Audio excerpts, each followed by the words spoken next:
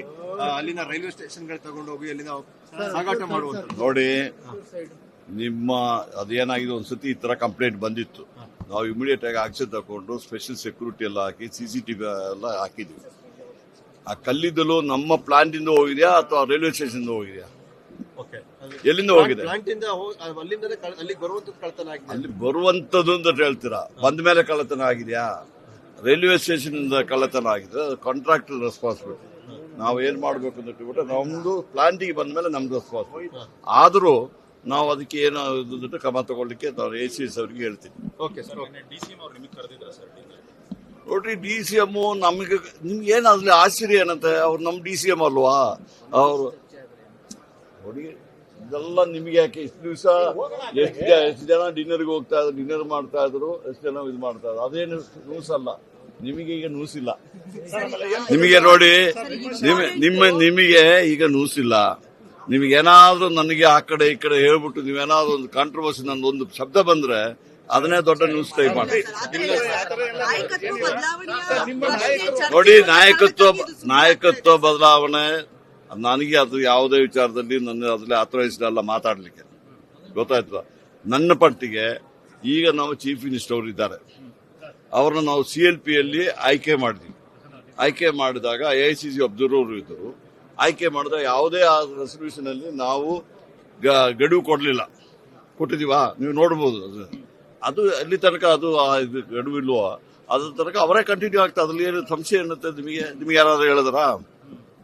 But ನಿಮ್ಮ ತರ ಕೆಲವು ಶಾಸಕರು ಮಾತಾಡ್ತಾ ಇಲ್ಲ ಸರ್. DK ಶಿವಕುಮಾರ್ ಅವರು ಅಧಿವೇಶನದ ನಂತರವೇ CM ಆಗ್ತಾರೆ ಅನ್ನೋದು ಮಾತನ್ನ ಹೇಳ್ತಾರೆ. ನೋಡಿ, ಯಾರ್ಯಾರ್ದು ಅನಿಸಿಕೆಗಳು ಕೆಲವ್ರದ್ದು ಇರ್ತದೆ.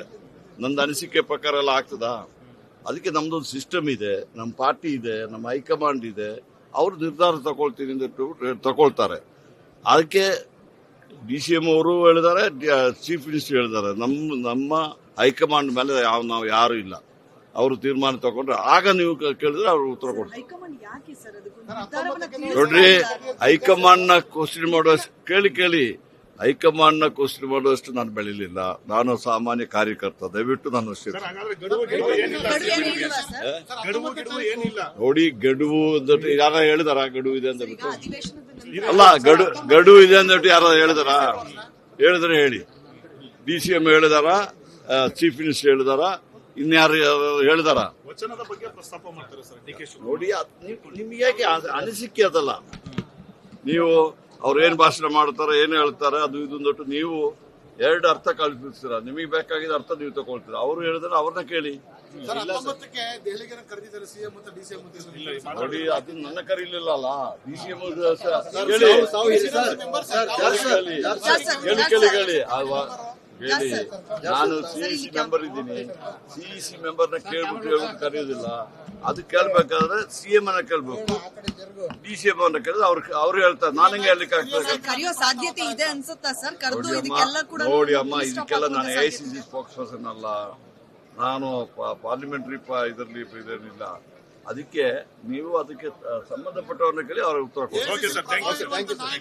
ಅದು ನೋಡಿ, ನಿಮಗೆ ಬೇಕಾದಾಗ ನಾನು ಪ್ರಭಾವಿ ಆಗ್ತದೆ. ನಿಮಗೆ ಬೇಡದಿರೋ ಇವ್ರು ಯಾವ ನಾಯಕರು ಎಲ್ಲ ಅಂತ ಹೇಳ್ತೀರಾ ನೀವು?